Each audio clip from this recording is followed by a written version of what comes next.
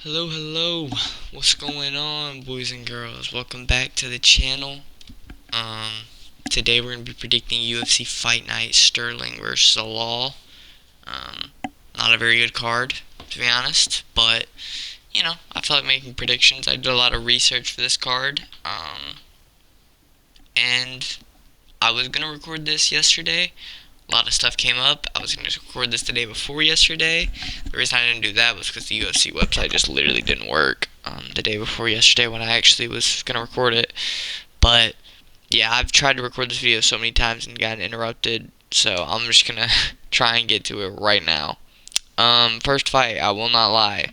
Julia Palastri versus Talita Alankar. I don't know their names. I don't know these women.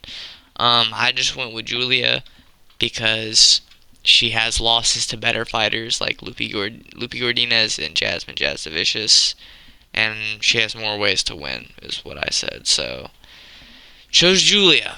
Let's move on. Sorry about how quick it is, but I really don't want to get interrupted. And I didn't do any research for that fight. The rest of the fights I did do a lot of research. Research for goodness. Get the spit out of your mouth, brother.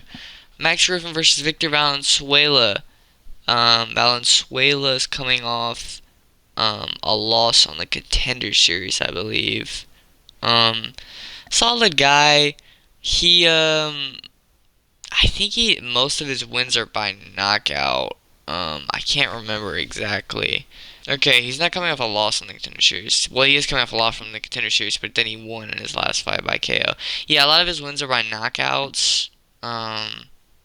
But thing is, looking at a lot of these guys' records, his first fight debut, he actually has beat some stuff, but then he'd be like guy who's 2-9, 5-1, 4-5, 6-5, 9-6. Like you're gonna run into a couple cans on the regionals, you know what I mean? Like that's just the way it is. But I don't know, dog. And then the guys he lost to, I can check. He lost to a 4-5 guy, a 5-1 guy. Like that's not great. So yeah, Max Griffin only really has losses against solid fighters. Colby Covington at the beginning of his career. Um, not Colby. I just said Colby. Chris Curtis recently. Chiesa, Michael Morales, Neil Magny. He's a gatekeeper at the end of the day. He'll get wins against guys who aren't that good, and then he'll lose to guys who are actually going to be, at least somewhat solid in the division. If not ranked, they'll be hovering around that unranked to 15 to 12 area. So Max has solid boxing. He actually, I believe, won the first round against Michael Morales on the scorecards, if I remember correctly. Um, he still lost, but still, I mean, I'm sure not a lot of people would have picked Max Griffin to do that. He could get caught with a big shot, but if he's not KO'd, I feel like he'll probably win. And I chose Max Griffin by a unanimous decision. Moving on to Francis Marshall versus Lucas Brennan. Brennan's coming off from Bellator slash PFL. So he has beaten a lot of cans. Like Lucas Brennan has beaten a lot of cans. 6-4, 5-4, 1-4, 4-3 in Bellator. He lost a pretty close fight to Dimitri Ivy, who's not a bad fighter, but I just don't think if you're gonna be like a hot prospect in the division, you're gonna lose to Dimitri Ivy. So he has decent BJJ for sure, but he does stuff like butt scoot, and he'll try to land kicks off his back to get you to come into his guard. Um, he has good ground and pound, but not a lot of power. Like accuracy wise, he has a lot, but not a lot of power behind it. And not great takedowns. He usually will just trying to find like trips and throws. But if you can't find that, which I don't think he'll be able to find on Francis Marshall. Francis Marshall's coming off, I think, a submission win. Francis Marshall has a really good chin. if I remember correctly. He's been knocked out. It was a TKO, so what is his weight difference? I'm assuming it says lightweight bout. Did Brennan miss weight, or because Marshall's 146, he's 155. Is it a catch weight? No, no, no. Because it was. That's weird. That's very weird to me. Can I please go back? Thank you. Interesting. Very, very interesting. Well, today's Friday, so they'll be weighing in today. So maybe that's why, because they maybe haven't weighed in yet. I don't know. Anyway, get off my screen. I'm not buying tickets. Yeah, Marshall lunges in a lot and can be a nice guy, a nice matchup for a good counterpuncher. But Lucas Brennan isn't that.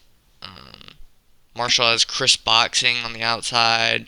He's got some good scrambles. He's got a solid chin, and I just feel like he'll just, like I said, outbox, out tough Lucas Brennan. Lucas Brennan, I don't know. He kind of seems like a guy who'd break easy. Could be wrong. We'll see, but he just seems like somebody, who can do that. Also, should have gotten that decision over Santos, who is pretty good. So that's a good sign for Francis Marshall. I think Santos hasn't lost in the UFC, even though obviously he should have lost to Francis Marshall. But yeah, so I decided to go with either a Marshall TKO or a unanimous decision. I'll say I'm just gonna go unanimous decision. I'll change it to a round 3 TKO. Round 3 TKO for Francis Marshall. Moving on up the card. Rafael Filo versus Cody Durden. I believe Durden took this on short notice. Not that really matters because Durden is not very good. But I do believe he took it on short notice, so that might play a little role here. Cody Durden. He's from Georgia, not Atlanta, Georgia, but the state of Georgia, which is where I'm from. So, it sucks to say he's probably gonna lose this fight. Filo is not great either. He kind of swings super wild. He's a BJJ guy who's super susceptible to the body. I forget who it was he faced who kept dropping him with body shots. Then he got a crazy. I forget if it was a sub or a knockdown into a sub, or I don't remember, but he got a crazy finish over him.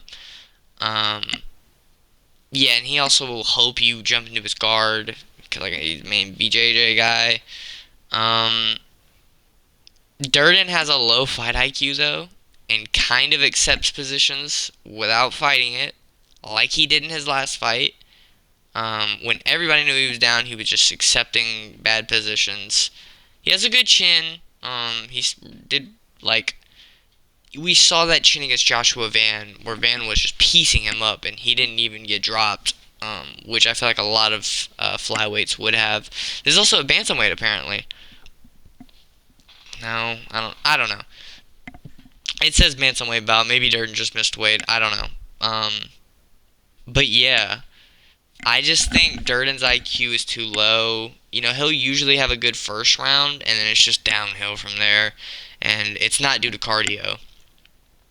It's, I don't know. He's easy to figure out. I think that's why. He's very predictable. He'll try to get a double leg on you. If he can't get that double leg, he'll try to box with you, and he's not the best boxer. He's 1-6 in his last 7. So he'll probably get cut if he loses again. So Durden really needs a win. And even if he wins, I don't know if they'll keep him, but yeah, I don't know. I hope he wins because he's from the same state as I am, but I just don't think he's the best. And like I said, neither is Filo, but he could outstrike Filo. But I just think Filo will get him down and do enough damage, maybe get a sub. Goodness. Get a sip of water. So overall, I see a unanimous decision for Rafael Filo. Moving on up the card, Marabueno Silva versus Michelle Montague. It's not pronounced montage. We're not playing Call of Duty today. Did I click on her again? Gosh, get away. Let me click. Oh my goodness. Let me click on the thing. Thank you. This fight, Mara Bueno Silva on a 4-fight losing streak, I believe, something like that. Montag, I'm gonna call her Montag. I don't know if it's pronounced differently. Is 7-0, but she's like 32. Like 32-year-old prospect is interesting. Trains with Kayla Harrison, and you can kind of see it on the ground. She has good transitions. She is very hittable though. She does not have a lot of head movement at all. Um, she did good on the feet against Abigail Montez, who's got zero ground game, but has some pretty solid stand up. And how I said she has not a lot of head movement. Mara Bueno Silva has even less head movement. Good BJJ, but so does Montague, however you pronounce this damn Australian's name. I don't hate Australians, by the way. One of my favorite fighters is Australian. He's in my profile picture. But yeah, they both have good BJJs, so I just think it'll kind of cancel out. You know what I mean? Um, Mara Bueno Silva is also kind of willing to just stay up against the cage, causing super little damage. Like she'll throw an elbow every like 40 seconds to a minute. That's it. Super low output just on the feet in general. And Montague has a pretty high output on the feet. So overall, I can just see Montague picking her apart. But to be honest, this is actually a fight I can see being winnable for Mara Bueno Silva, who, like I said, really needs a win. So, ever since she's been off the juice, it's been interesting. But yeah, I don't know. We'll see. I'm gonna go with Montague by UD, but we'll see. I don't see her getting a knockout. Might get a submission, but she's not gonna get a knockout over Silva. So yeah, UD for Montague. Moving up the card, Jackson McVeigh versus Cedric Dumas. We are hoping Cedric Dumas loses this fight because he is not a good human being. Search up his criminal record. The guy is not a good human being. He is very reactive to like every shot thrown. Dumas, like he will bite on the smallest thing. You'll throw in like a jab to the body, and like obviously you don't want to just let him get a hit off, but he'll completely shell up. Like, dude, relax. Just try to parry it. Just try to block your body. It's not. You don't gotta act like he's Dan Henderson. 50 Dan Hendersons are throwing a H bomb at you. You know what I mean? Like, very reactive. And not like I said, not in a good way. He had a low output in his last couple fights as well. He kind of accepts it when he's being battered on the ground, like by GMP. Just kind of like sits there. McVeigh is not the greatest either. I think he's got his two losses are both in the UFC. Loser of this will probably get cut. I hope it's Dumas, just because I don't think he's a good human being, based on his criminal record, but we'll see. McVeigh has good work in the clinch, and he finished a bunch of guys who aren't very good, but guess what? I don't think Cedric Dumas is very good either, so I think it kind of cancels out, and I think he'll be able to get a round 1 TKO on Cedric Dumas. Hopefully Cedric Dumas doesn't, hopefully Cedric Dumas can be a better person, but he's just not a good person right now. So, I don't want him to win. But hopefully he doesn't crafty vet his way to a win here. I'm gonna go Jackson McVeigh by round 1 TKO. Moving up the card, Rudolfo Vieira versus Eric Macanio, I think is how you pronounce his name. I tried to pronounce his name like 20 times before this, but I forgot how to do it. Vieira's coming off a KOL to Bo Nickel, which is funny as it is. Bo Nickel's not bad. Like, I know it's funny to clown on Bo Nickel. He's not bad, so it's not like a bad loss. And Eric McCoño, I guess he lost his debut in the UFC because I looked at his. Did he lose 2? He either has one or two fights in the UFC. I know one of them was a loss. I don't remember what the other one was. If he has another fight. Um, Vieira. Vieira likes fighting behind his 1-2 a lot if he can't get the takedown. Not even just his 1-2, but like his 1 and his 2. Like sometimes he'll just throw out one or the other. Just jab, jab, maybe just a straight. Um, Not a lot of head movement. He gassed out against Fluffy, chasing subs and scrambling, but that's Fluffy, so, that's not like bad. Um, McCoinio kind of held against the cage by, what was his name? Something Pitlow in their fight. And that can be very good for Vieira if he mixes in those 1-2s with some hooks.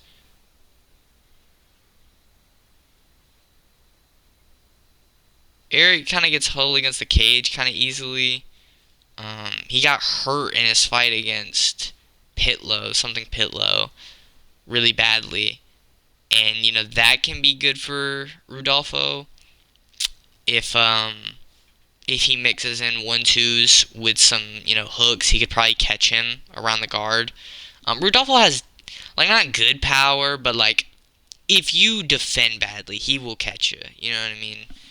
Um, Eric, you know, he has a very weird habit of like kind of just pushing people against the cage whenever he hurts them or not really like obviously you don't want to just run in swinging wild, that's how you get counter knocked out, but it's super weird. That's not how you do it. You just pick your shots carefully. You don't swing in, you don't hold him against the cage, you pick your shots. um could be a gas tank issue. He is noticeably quicker than Rudolfo, I believe. From watching their fights, I don't know. We'll see during the fight. Um, Vieira has good high kicks as well. Um, Somewhat a difficult fight to call, but does Vieira? He does have a sub in the UFC. I'll say Vieira can get a sub on Macoinho. I just don't think Macoinho is like good, and I think Vieira is like a solid gatekeeper. So I'll go Vieira with like a round 3 sub, but I wouldn't be surprised if I was wrong. Moving on, Marcus Buchecha versus Ryan Spann. Um, First off, I don't know what I was gonna say. I completely forgot. I had to. Oh, Buchecha doesn't have a win in the UFC. He has a loss and a draw, I believe. So, not the prospect they thought they were getting a heavyweight. We got better prospects, bro. Um, he's a credentialed grappler, but I don't think he could have a submission win. Um, he probably does, but like he fought in one. He lost to Omar Khan. He got brutalized in the first round against Omar Khan with punches, and he was chasing subs during it too.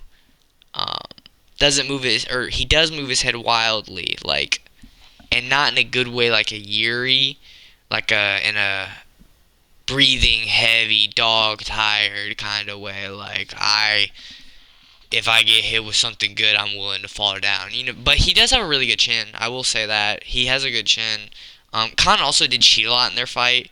He grabbed his shorts, Buchecha's shorts a lot. Um, Hooked his glove, hit back of the head. So Khan did cheat. To be fair, a lot. Herb Dean didn't deduct a point. Good old Herb Dean. But with all the negative things I just said about Marcus Buchecha, Ryan Spann has one of the lowest fight IQs I've ever seen in my life. I also don't like Ryan Spann because A, I don't think he's very good, and B, he'll do stuff like he'll just get like a lucky shot, like not even a technically good shot. It'll be like, dominated him. He's a bum. I'm the king. It's like, dude, shut up. You just landed like a super lucky shot on a chinny fighter. Dominic Reyes. But he has super high power. Like, like in his fight with Walker is kind of what I go back to when it comes to his IQ. He could have finished Walker. All he had to do was maintain mount, but decided to like scramble. I guess try to submit him. I don't remember. Um, I don't know. And he's also a crybaby when he loses. Screw him. Um, but Buchecha hasn't been KO'd. Has a good chin. Now, has he fought somebody like a uh, a Ryan Spann type power? There we go. No, but he's fighting at heavyweight. Like a lot of those guys got power, and I can't choose a guy who got submitted by Anthony Smith, and because of that, I actually am going to say Buchecha will get a submission in round 3 against Ryan Spann. Um, I think he might also almost get finished at times, but he'll survive. Look for like guillotines and stuff. Maybe he'll get a guillotine. Um, we'll see. But I'm going with Buchecha by submission. I said round 3. I'm going to change it to round 2 actually. Um, yeah, we'll see. Moving on up the card, Montel Jackson versus Raoni Barcelos.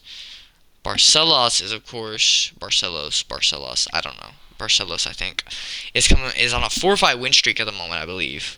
Peyton Talbot, Cody Garbrandt. Who were the other two? I can't remember. But Barcelos has looked pretty damn good in his last 4 that he's won. Montel is a super safe fighter. He only crashes in if he sees like a big opening. Like he'll only throw big shots if he sees like a clear opening. Um, he does a lot of fucking takedowns off the cage and holds people against it. We saw that in the Marcos fight. He fights behind his jab heavily. Not the most exciting fighter unless he gets a flash KO. Um, so there's a high chance this will be a boring fight. Um, Talking about Raoni has looked good in his last 4. The Talbot fight, I'll say, people do kind of like not overrate that win because it's a very good win as we've seen with Talbot recently, but like people act like it was like a 30-26. I think he lost a round against Talbot. You can call me crazy for that. I think he lost the second round to Talbot. Um, and the third was pretty close until like the last minute where he just kind of GMP'd him for a while. So, he looks solid, obviously, in all of his fights. But here's the thing. He's been chinned by, I think, Umar. I don't think Umar has another finish win in his career by KO. Like, let me check. No, Umar doesn't have another finish victory in his record aside from Raoni. And here's the thing. I like Raoni more than I like Montel because Montel's usually pretty boring. I've watched a couple of fights, not very entertaining. I hope Raoni wins here because he is a guy who can like grapple and make it entertaining. I think Jackson will catch him with a flash KO. Um, yeah, I think it'll be kind of similar to the Umar fight where he'll kind of blitz in, leave the pocket with his chin open, and then get caught with like a 1-2 from Montel Jackson, and it'll either KO him or like hurt him very badly. So I'm gonna be honest. I'm gonna go with a late round 1, maybe round 2 KO for Montel Jackson. I hope he doesn't because I like Raoni more. I think Montel's pretty boring, and I don't think Montel's that great. But I don't know. We'll see. I hope Raoni can get it done, but I'm gonna go with a fluke KO for Montel Jackson in the late first, maybe early second. Moving on up the card, Davy Grant versus Adrian Luna Martinetti. Martinetti's coming off that like war with Vologdin. Davy Grant, I think he's coming off a loss, right? Yeah, loss. I don't know who it was to. This fight will probably be a banger. That is one thing I want to say. This fight will probably be entertaining, unless Martinetti decides to like hold Grant against the cage. He did that, or not hold him against the cage, but did he hold him? He either held Vologdin against the cage a lot, or took him down and kind of like he did GMP, but not like a crazy amount. Grant has obviously good calf kicks. We know that. We saw that in the second Vera fight um, early on when Vera was still pretty good. Or he did good in the. Goodness, I got so many words mixed up in my head. He did good in the second Vera fight when Marlon was still pretty good with those calf kicks. Martinetti's a guy. I thought he lost the fight to Vlogdin when I watched it. I could be wrong. Cool fight, so it didn't really matter. It wasn't like a robbery. It was a close fight. Don't get me wrong. He also has good low kicks, solid body work too, good clinch game, nasty knees. He stays in the pocket a little longer than I'd like if I was his coach. At least entertaining wars usually, but I don't know. It just worries me a lot. I'm like, maybe Davey can catch him with some quick hooks, something like that, an uppercut. Um, he doesn't utilize his reach much. He'll have a 2-inch reach over Davey, which isn't like insane. So we'll see if he tries to utilize it at all. As I mentioned in the Vera rematch, I can actually see this going. Or I mentioned the Vera rematch. Um, as a goodness, I mentioned the Vera rematch.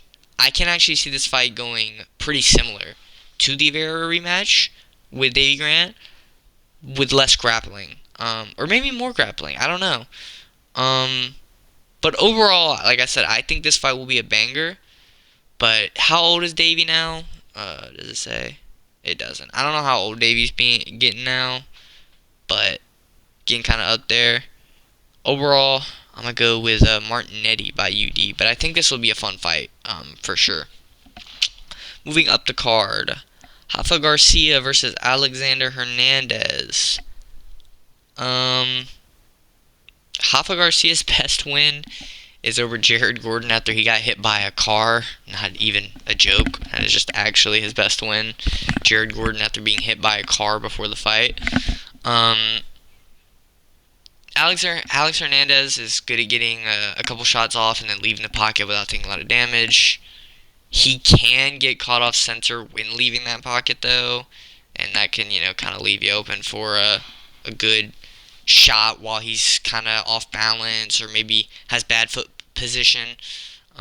Garcia, though, is super open to being hit and very sloppy with boxing combos. He's willing to trade, too. Alex Hernandez doesn't have the best chin. It's not a bad one, but I wouldn't try to trade with Rafa because his chin has been questionable at times. I think Alex Hernandez will find like a good counter hook in the pocket with Rafa, though, because of how willing he is to do stuff like that. I think he'll get a good counter hook, drop him maybe once, maybe twice. I think it may go similar to the Hooper fight with the KO, at least, I mean. Yeah, I'll go with a round 2 Alex Hernandez KO. Maybe I'll go KO. I was gonna say TKO, but I'll go KO. Yeah. Again, it says I don't know what's going on with the weights on the website. It says 170, even though it's a lightweight, man. I don't know what's going on, dude. Co-main event, even though it really shouldn't be. Norma Dumont versus Jocelyn Edwards. Jocelyn, I think, is on a 4-fight finish streak, which is kind of rare for women's fighters. So um,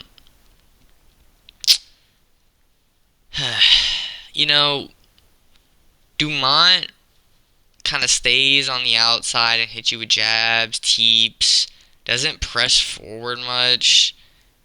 Her boxing defense isn't it's not great, but it's not bad. It's just enough to where it's not like a concern of yours. I didn't think she looked great against Aldana. She just kind of walked into punches at times, kept a high guard, hoping that'll stop all damage. She leaves the pocket with her chin open. Edwards has good defense against the cage from being taken down. Has a quick jab, good elbows in her ground and pound arsenal. Like I said, 4 finishes in a row, I think.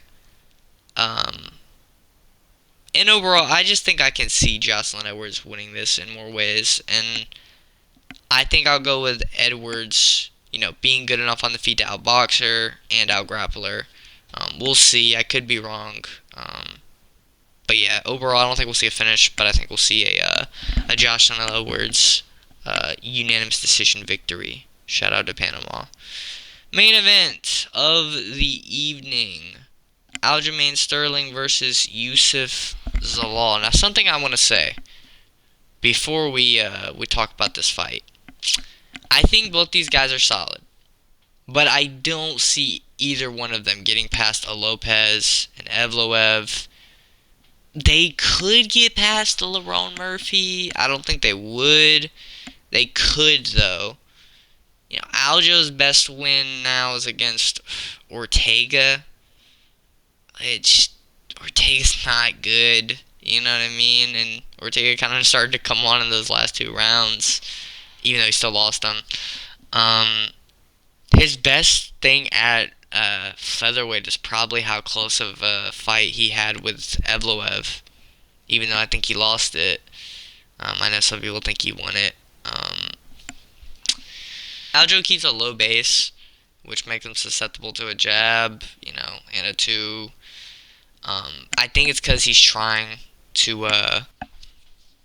I think he does that kind of just to avoid the takedown, which Zalal doesn't. I don't think he does. He doesn't go for a lot of offensive takedowns. Like he'll try to catch you off maybe a drop, or you take him down, or he'll try to find like a jumping submission, like a guillotine, like against Emmett, kind of. I don't remember exactly what it was against Emmett, but Aljo, he will lose that low base though. Aljo, if he feels comfortable on the feet later on, which could leave him more open to a takedown of Zalagos for one. I'd say his best chance for a sub though against Aljo is if Aljo takes him down. But I doubt Aljo will I don't know. Elbows I think will work well for Zalal. But I don't know. I don't know. This is a tougher fight to call. Aljo probably will shoot at least once, and if Zalal can't get a sub off his back, then I think Aljo will just kind of get ground and pound off. But close fight. I just think championship experience works better for Aljo, and I will go with the Aljo ground and pound, or not ground and pound, Aljo UD. But yeah, that's my predictions for UFC Fight Night Sterling versus Law. Hope you enjoyed. I might do a fight companion, we'll see, but probably not. Yeah, see y'all later. Bye.